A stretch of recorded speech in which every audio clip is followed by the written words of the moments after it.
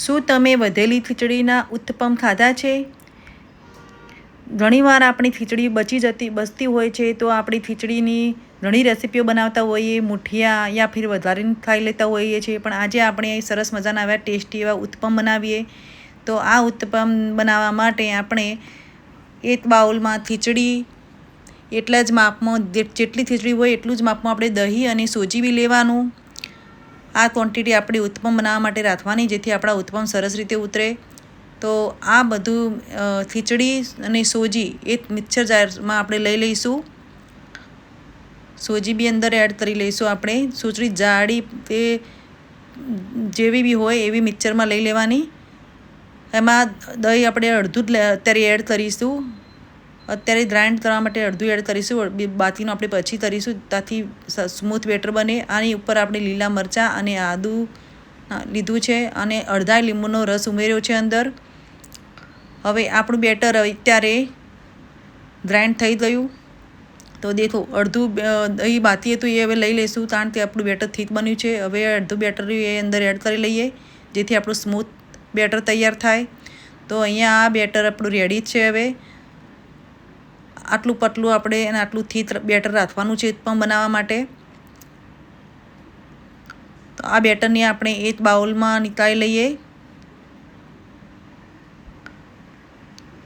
આટલું smooth better રાખવાનું. આ બેટરમાં આપણે સ્વાદ પ્રમાણે અંદર મીઠું એડ કરીશું અને મીઠાને સરસ રીતે મિક્સ કરી અને ઢાંકીને આપણે અડધાથી પોણો કલાક સુધી આને રેસ્ટ આપીશું, જેથી આપણું બેટર સરસ સેટ થઈ જાય.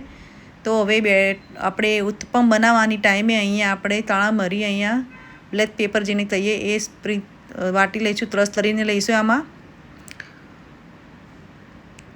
જો આપણું બેટર કેટલું સ્મૂથ છે. હવે એક નોનસ્ટિક પેન લઈ, જે ઢોસા તવી આવે છે એ લઈ અને આપણે એમાં આપણું આ રીતે પતલા ઉત્તપમ બનાવવા સ્પ્રેડ કરીશું, પાથરીશું અહીંયા ખીરાને.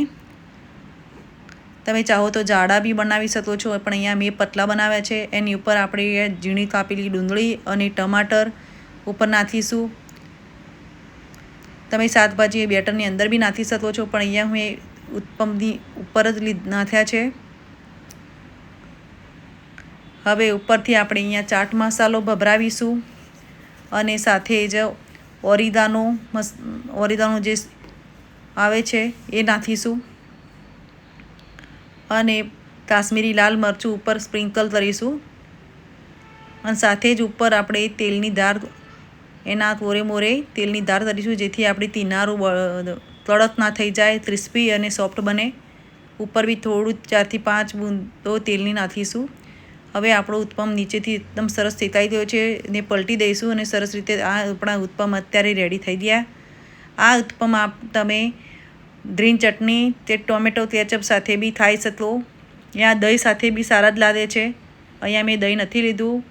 તો જો તમને આ મારી રેસીપી ગમી હોય તો please like, share and subscribe.